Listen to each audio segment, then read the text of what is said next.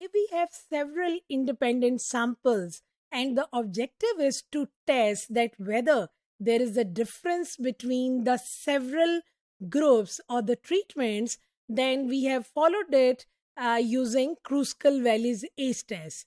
But sometimes it's not just the matter of treatment. We wanted to make the comparison between several groups or treatments under the complete randomized design, that is usually called as CR design.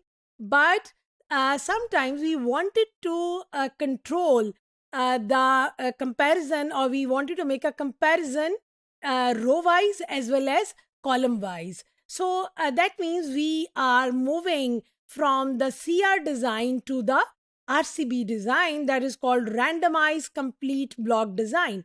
So students, if we have a randomized complete block design, then we are not going to compare the treatments only. We would have a control over the blocks or the rows that are being given to us. So in such type of situations where we are dealing with the randomized complete block design, then we cannot test various kind of treatments using the Kruskal Wallis ACE test. So I'll be giving you certain examples where we can observe that we cannot, compare those treatments just by making use of the Kruskal Wallis ACE test. So if the subjects have more variability, that means it is very difficult to detect the differences in the variable of interest among groups by simply employing the CR design. That means a completely randomized design.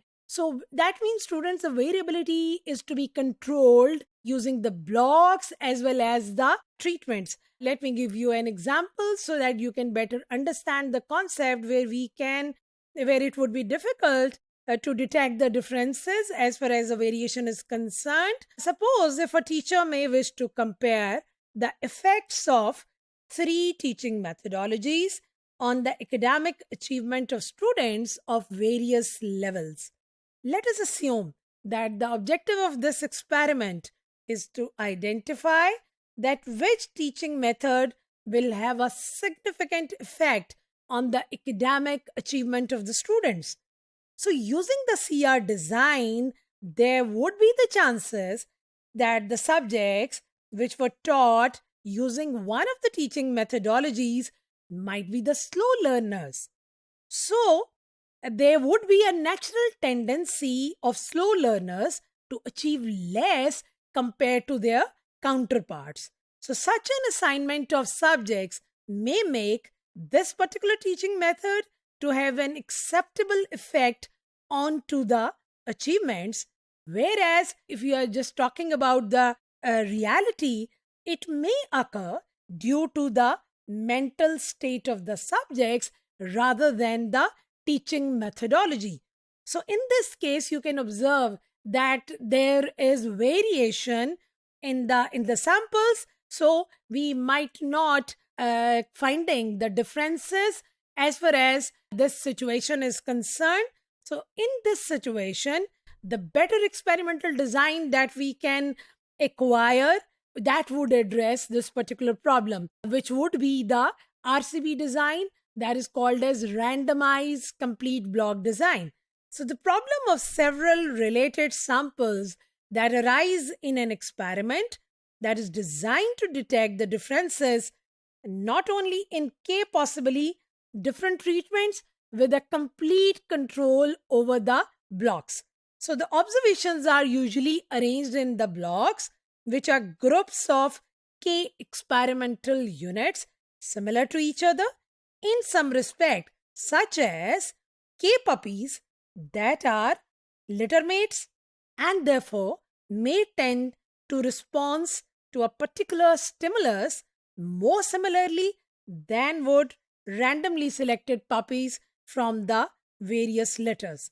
So the K experimental units within the blocks are matched randomly with the K treatments. So these are the K groups that we wanted to compare, but these K experimental units, they will occur with a block that are matching randomly. So they are being scrutinized so that each treatment is administered once and only once within each block.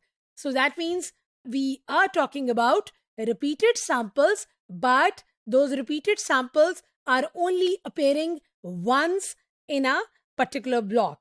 The experimental arrangement described here is called randomized complete block design, where you would have full control not only onto the treatment, rather you have a control over the blocks.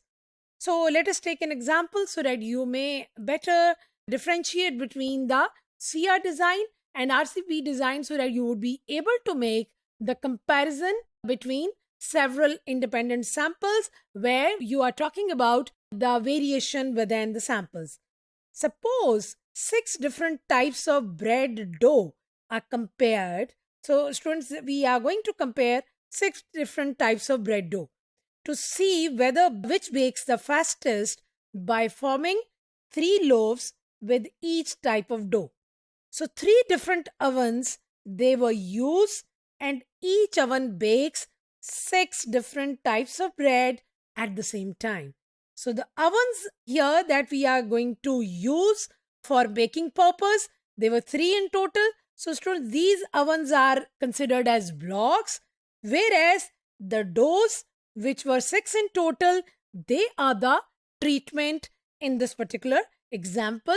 So this particular situation or the example is being considered as the randomized complete block design. So students, if we are talking about several independent samples and if we have a situation where there is much more variation among the samples and the samples are being repeated on different time intervals, then we can make use of the randomized complete block design instead of a CR design.